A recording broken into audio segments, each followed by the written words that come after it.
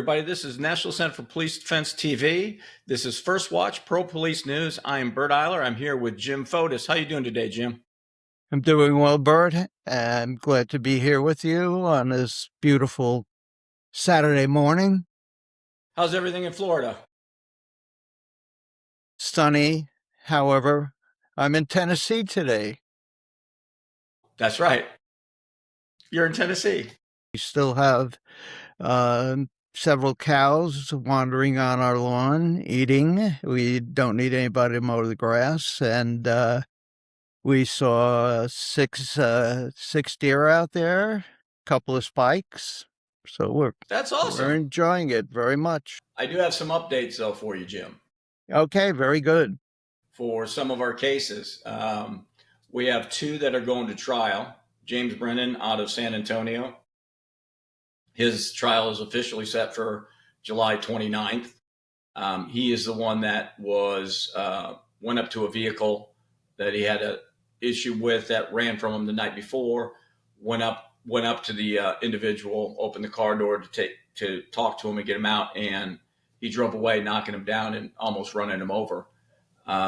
And he was obviously fearful for his life and shot the individual. He lived, and that suspect is still committing crimes to this day. And James did what he was supposed to do. You know, he reacted. Then he administered first aid and pretty much helped save his life. So that one's going to trial. We have Daniel Sanchez in Austin, Texas. He had a hung jury earlier last year. This was when there was an individual outside a townhouse. At the time, he didn't know it was his townhouse. He was actively shooting his rifle into the house. He was having a medical breakdown. He believed he was on drugs. I'm not sure if it was, medicine that was prescribed to him. But anyways, he was not in his right mind. Daniel Sanchez arrives. He takes out his rifle, gives him commands, doesn't drop the rifle. So Daniel shoots him for his safety, fearing for his life. Everybody else, he doesn't know who's in the house. He doesn't know what's going on. So his first trial was a hung jury. The jury couldn't come to a decision, so it was a mistrial. DA Garza, as we all know, is going after cops left and right. He's been doing it ever since he got into office, and he got reelected this last time. So he's going to be retried on August 10th is his trial. So those are the two cases that are coming up. And if everybody follows us a lot, Chase Bretches, that's been going on for 6 years. Not quite sure when the trial's for that one. That was dealing with the riots. Didn't we have one victory recently in Austin? Taylor? Yeah, Chris Taylor was acquitted by the appellate court with prejudice. So he is now fighting for his job. He's now suing the Austin Police Department to get his job back, his back pay, and the rank that he should be at, which is sad. You should get it back. And then, as everybody know, we have Daniel Perry, who was a active sergeant in the U.S. Army during the whole George Floyd, the riots, and he was found guilty of murder. The Governor Abbott pardoned him, gave him a full pardon because it was self-defense, but they had a separate charge that they just left there called deadly misconduct. So he's fighting that. Not quite sure when the trial is for that one. We do have a couple new cases, but the one case I want to talk about is Jonathan Nunmaker, out of Texas. He's a deputy sheriff.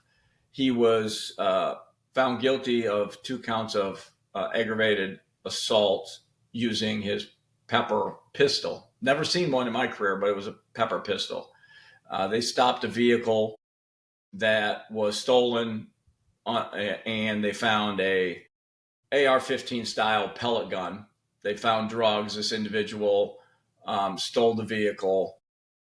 They locked him up, put him in his cruiser, and he kept kicking the cruiser, doing all this stuff. And finally, Jonathan deployed his pepper pistol And based on policies and procedures, everything, and that's why we're taking it, is he did everything he was supposed to do. The distance was proper. Everything was where it was supposed to do. He deployed it. The suspect got hit in the eye, but he did what he was supposed to do.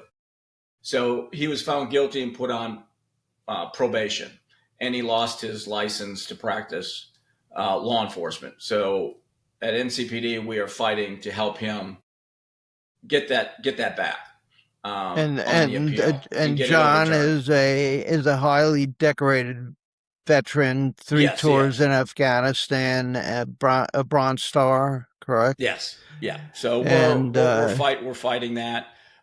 There is video out there, and like everything else is blown out of proportion. I mean, when we first looked at it, we're like, because most of your media is just showing the snippet. And, after going through it and talking to other people, the distance in the video kind of seems fairly close, but there's experts that can determine that it was within the proper distance of, I think it's 5 to 7 feet. So, I believe he was past the 7-foot mark. So that's why we're supporting him. And that's the newest case that we're working on. We have a couple more, but I'm still trying to research those to present those. So hopefully in the next couple episodes, we'll be able to give you some more updates. So everything other than that, all the other cases, Jim, are looking really good. We're still moving forward. We also have Shane Lamon and Chad Scott, both on federal charges. They were found guilty. Chad was a DEA agent, and Shane was a lieutenant with the DC Police Department. We're working with legislators, especially the White House, trying to get the paperwork is up there. We're trying to get it in front of the president, because I believe if they see these two cases, they'll get a full pardon. So we're hoping that it will happen. We'll keep fighting that one. Yeah, we'll keep fighting for both of them. Shane, a 20-plus year veteran of the D.C. Police, running the intelligence bureau of the D.C. Police, and winds up not even making a mistake, but being taken down by the Biden administration. So, sorry, Jim, go ahead. No, and then being sent to one of the worst prisons around in Atlanta, federal prison, and we've been trying to get him out since October of last year. Yeah, and with Chad Scott, I mean, he's been in for going on 4.5 years. He has another 6 to go, so I think he should be put out too. I mean, a lot of his case stems from bad cops and harsh criminals that he had locked up that lied under oath, but that was the system back then. And that's one thing we're trying to do. We're trying to fix it. So I think in the next, few months, hopefully we have some really good news. That's right. And we'll keep working to get them out and help all these other officers. Any officers out there that need help, please get in touch with National Center for Police Defense. We'll try and help you in any way we can. Yep. You can go to our website at www.nationalcenterforpolicedefense.com, or you can also contact us at our email at info@nationalcenterforpolicedefense.com. So that sums up this segment. Now we have another special segment there, Jim. That's right. Two cops and a brother. I want to bring in Henry Hollywood Morris. Let's get him on. There he is. He is the founder of Support Our Shields. I got that right. You did. We've been working with him quite frequently with our DBA with National Center for Police Defense, called Back the Badge 911. And we had a great event during Memorial Weekend. Hopefully we'll talk a little bit about that, but I'm going to turn it over to Henry. Welcome, Henry. What do you got for us? Good morning, brothers. I have an update on, actually, it was the last under further review section that we did that took place in Hartford, Connecticut. And so this was the the case with Stephen was the man that was having a mental health crisis, as it was described, and walking around the neighborhood with the butcher's knife, and where his sister and other people called the cops. And sadly, that officer, Officer Joseph Magnano, has not only been fired, but he's been actually charged with manslaughter. And if you guys think back, this was in April for us when we were reviewing the footage. And that's why I thought it was so important to get you guys' professional input on this from both of your distinguished careers, slowing it down, looking at the different angles and seeing exactly what happened. And if you guys remember, though, that was when we didn't just stop there. We showed the political game that was being played and the whole race baiters that came into town and the coverage it was getting. And where we left off was, guys, we said, we hope that this does not lead to this officer being fired and charged, because we could already see what the game plan was. And unfortunately, that has taken place. Yeah, and that's sad. And we're for our organization, we are trying to reach out to support him. So if anybody who's watching our podcast has any information on how we can get a hold of him to assist him in any way, please reach out to us. Right. Absolutely. Absolutely. Next week, I'm going to try and get hold of his attorney or find some way to get hold of him, at least if we can speak to him personally. Sometimes when these events happen, you can never get hold of the officer himself or herself. And that, in many ways, is bad for them, because police officers usually, once you get an attorney, they don't look forward to another attorney or possibly changing attorneys, because there are really good attorneys out there, and we certainly know them, that have done this over and over again. A lot of times the union attorneys have never handled cases like this, and it causes police to lose, and we don't want any police officers to lose and wind up in prison. Yeah, thank you, Henry, for that update. And we're gonna keep going now. I know you and I went to Atlanta, which was a great time. First time in a long time I've been in a church. Okay. And he didn't catch fire. I didn't catch fire. We met a lot of great people, though. I mean, it was an amazing time with Turning Point Faith. And if you want to go into that a little bit of what we did and what we accomplished, because I think people need to know exactly why we partnered up, because this is a perfect example why.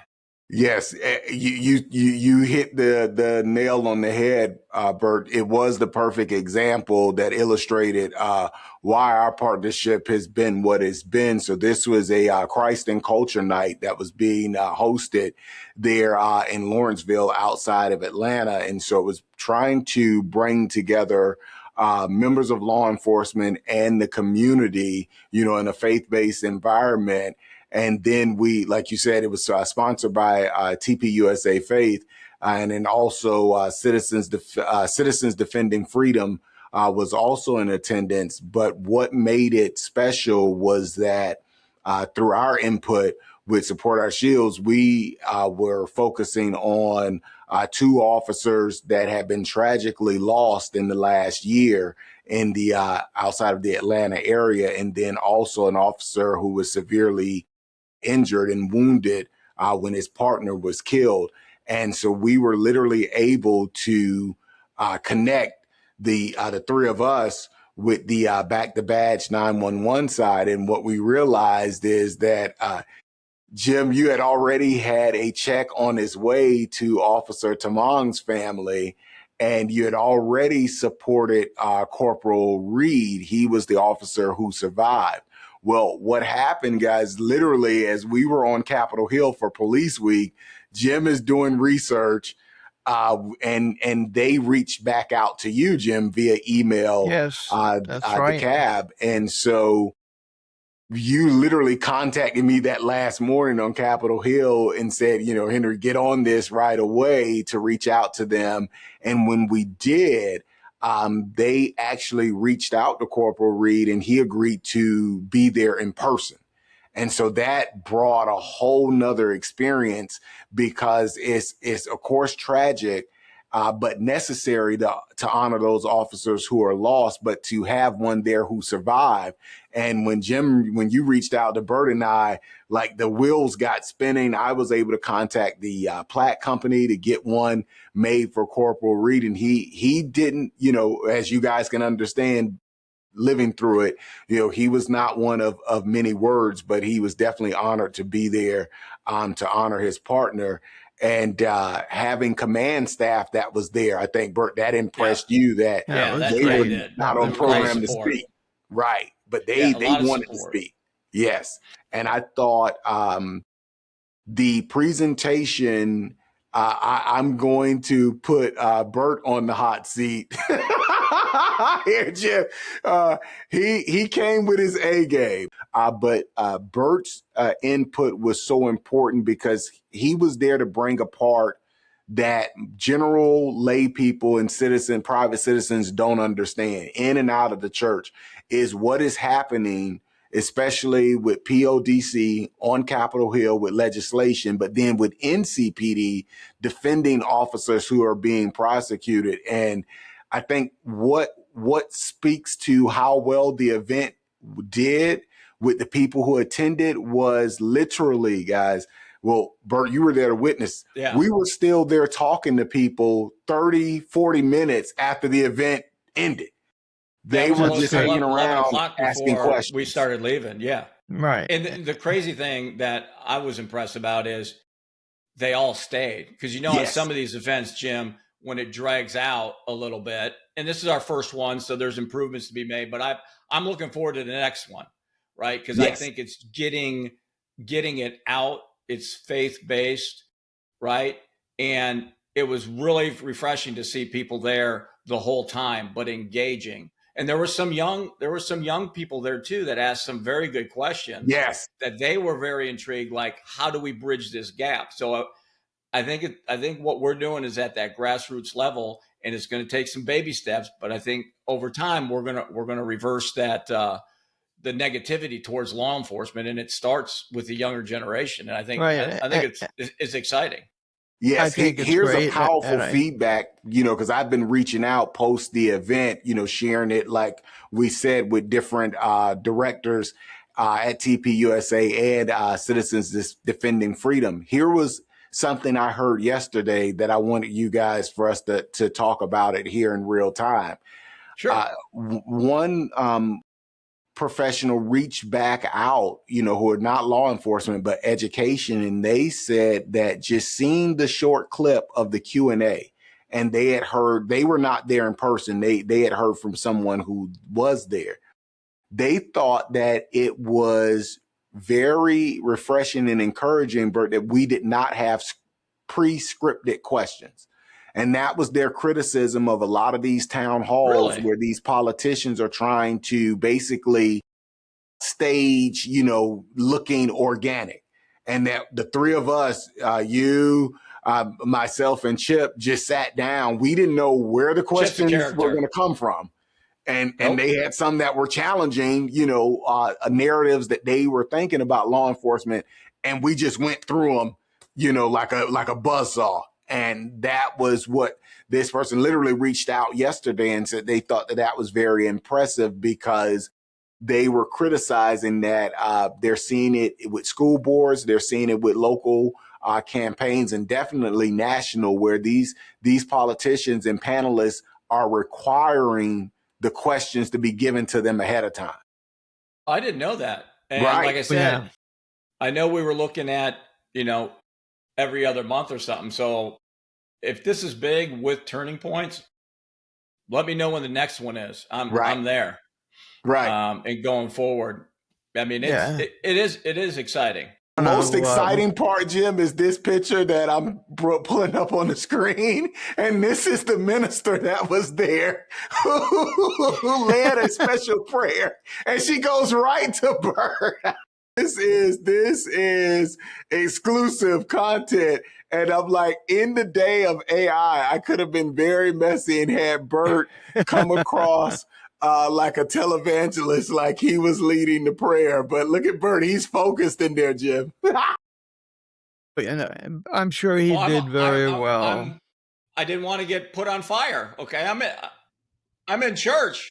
Yeah, spontaneous combustion in the church. That's what Chris was concerned about. But Henry, you've brought a lot to working with us at NCPD and PODC, and especially going out and giving the plaques at these different police departments. And if we can coordinate with Back the Badge and bringing these checks to these police departments, I think it'll be an incredible rise in the checks that we can give out, and people will know that we're actually giving them out and that it's real. I just want to tell our audience what Back the Badge 911, we try to give $1,000 check to the families of officers deceased in the line of duties or severely injured in the line of duties. We're going to try and bring in enough money this year to raise that to $5,000. Our eventual goal is $25,000. And we're working towards that. And everything Henry and Bert can do outside, go to these events, that's going to raise our stand, our brand, our name, and that's going to help us bring in more money to give these officers, help their families, especially if they're deceased in the line of duty, because that is tragic. And there are more and more officers being killed on the street. Yeah, absolutely. That's true. Absolutely. And just moving forward, I think the relationships that we have are going to be great. I mean, some of the networking that we've done just in the one meeting. I think what makes this work is it's across, the race barrier. Correct. Right. It's just not a bunch of old white guys sitting up there spewing crap. You have legitimate people that have concerns. And the good thing about it is having those community leaders, like when we had the round table asking questions, I mean, your presentation that you had with the numbers of white, black, Asian, everybody that was murdered, not just like, well, for law enforcement in general, people are surprised on that it's more whites that are killed by police than blacks. And that's the thing that people don't understand. Correct. And, moving forward, I think it's going to be great for us. Now, tell us a little bit about Support Our Shields. We'll get that out there as well. I know we talked about it a little bit, but you want to give an update on everything. Yes, absolutely. Right before that, Jim, we have to give a special thank you to you with the third presentation for Officer David Rose, and his commander asked that we do that because what the audience doesn't know is there was a David Rose and a David Reed. Jim, you literally overnighted that check to me so that we can present it. This was a young officer whose son, who has now been born, his wife was pregnant when he was killed last year at Emory University. This kid will never know his dad. And so we definitely did not want to leave him out if we could. And I mean, Jim, you did everything to make sure that we could present that to his department. And that was one of the things that we didn't know was not a part of the program script. His commander was so touched by it, he got up, and then we find out that actually he's near your part of the country, that he served it actually in Virginia. Burton, you and him talked afterwards, those connections. Major Toledo. Yes. He was actually on our department when I was working there. That's interesting. Yeah. And we were actually talking about a couple people. Chief Jarrett Phelps, who worked for our department, is now the chief at Jacksonville Police Department, North Carolina. So we were talking about that. I never met Major Toledo while he was on the department, but we were going back and forth. And it's interesting. It's kind of like law enforcement, and, military, Marine Corps that I was in. Like, you run into people and then you just all of a sudden, oh, this person, and this, and then you start telling stories. The next thing you know, it's 3 hours later and you're like, oh crap, we got to do something.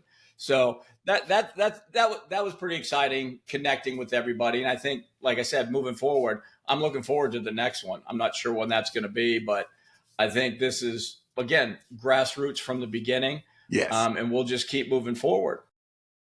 Yes. And so with on that note, guys, with Support Our Shields, this summer, looking forward to getting back out on the road because, like you said, Jim, the numbers aren't good. And we had it hit pretty close to home just last week with Deputy Utt in Virginia. Bert, you were texting me literally a week ago today. He was shot and killed doing a wellness check. And this is another young deputy that leaves behind a family, and so I'm looking forward to coordinating with you guys, and especially Bert, that it's in your backyard that we can. We also have the 3 in Charlottesville. Yes, I mean, sorry, not Charlottesville, not Charlottesville. Yes, Chesterfield. Yes, where 2 are shot. The canine dog was actually killed. Yes. So that actually brings our total for the year to 47.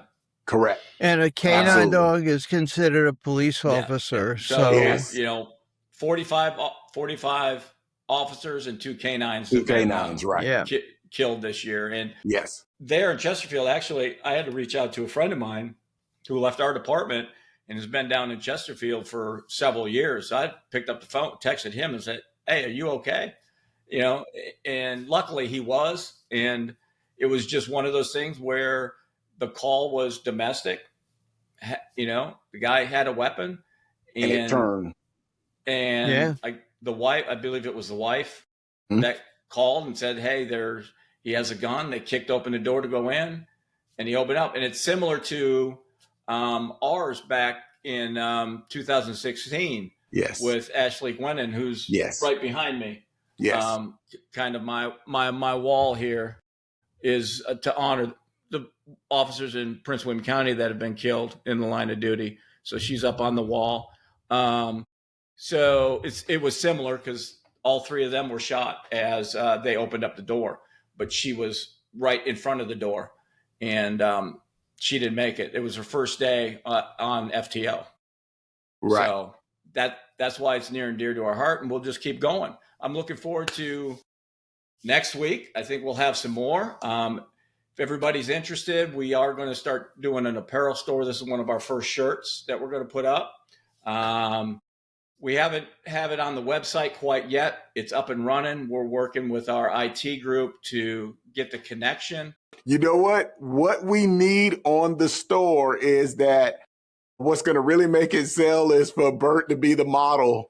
Full figure model for all of the t-shirts, baby. That's right. Thank you, everybody, for watching National Center for Police Defense. First Watch Pro Police News. Until next time, God bless.